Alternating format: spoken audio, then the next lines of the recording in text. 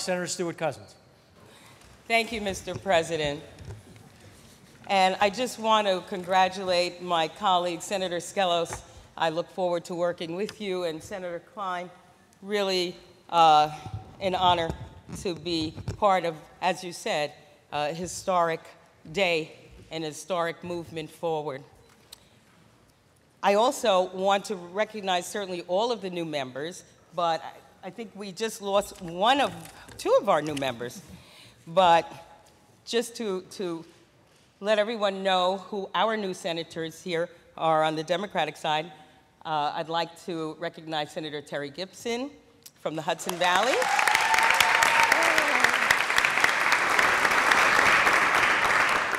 Senator Brad Hoylman from Manhattan.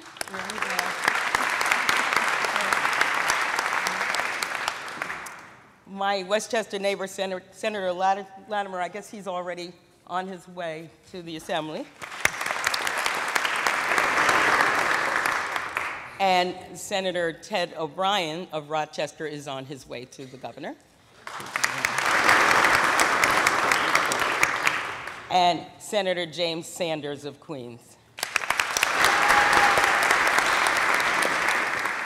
We're very, very happy, as I said, to welcome all of the new members, and certainly to welcome all of our colleagues back for what I am sure will be a wonderful and productive session. As I stand here at this historic moment, myself having the privilege of being the first woman to lead a conference in the history of the state, three things come to mind.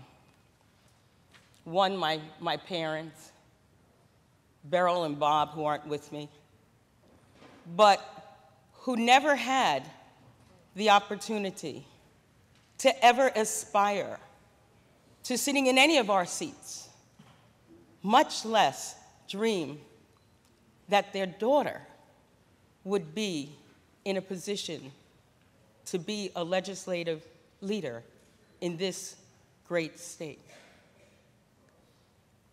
And the second thing I think of is because it's New York State, because we have a legacy of leadership, because we are progressive, we are able to take pride in moments like this.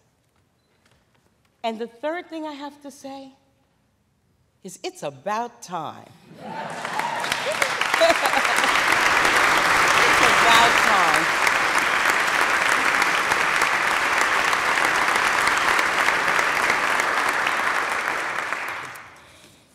You know, we were able, with the leadership of our governor, to do really good things.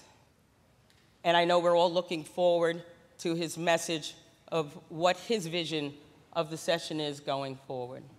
We were able to move our economy, bolster our job situation. We were able to show that we could move. But we left a lot of things undone.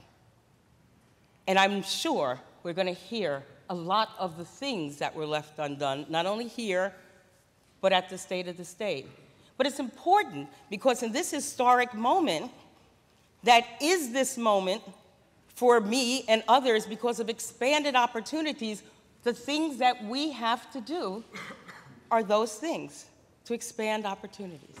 Obviously, we have to get to work on making sure we rebuild after Sandy. We have to make sure that every New Yorker who has been hurt is able to get back on their feet and move on. And we have to make sure, as we continue to push our economy forward, that we understand that there were people who sent us to do things that expand their opportunities. We need to expand the opportunity for people being safe in New York. We need to get our partisan differences aside and come together on an expansion of how we can move sensible gun laws. Sensible gun laws. We need to ban assault weapons. We need to, yes, expand opportunities for looking at mental health situations. We need to expand how we look at gun permits and how frequently we look at it. And we need to look at background checks. We need to expand the security in our lives. And we need also to expand the economy for the lowest wage workers. We need to raise the minimum wage. We need to make sure that people who are laboring at the very, very lowest rung understand that they are part of an economy in New York that includes them. We need to raise the minimum wage. We need to make sure that we are expansive on women's health options, that we don't lose our rights to decide in personal matters. And we need to make sure that women are actually paid equally. We need to pass pay equity. We need to expand the opportunities for the dreamers, these kids who are here, brought here,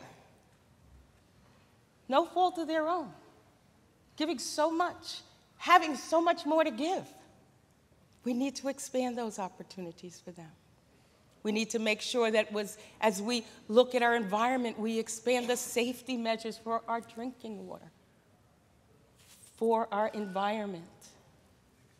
We need to make sure, as we grow our economy, that we don't get smaller. We talked about the rules. We talked about rules taking back resources, taking back opportunities for us to serve really transparently, making it harder to move an agenda. This is a moment, my colleagues, of an opportunity to expand what is going to happen in this unprecedented power sharing, where someone different will be doing different things every day. It all works well if, while we are moving forward in our leadership, we're remembering the people of New York expect us to be progressive and to expand their opportunities on every level, and that the only history that's going to make a difference in New York State after all of these historic moments is the great history that we write for the people we represent. This conference stands ready to work with all of our partners. Let's get it done. Thank you.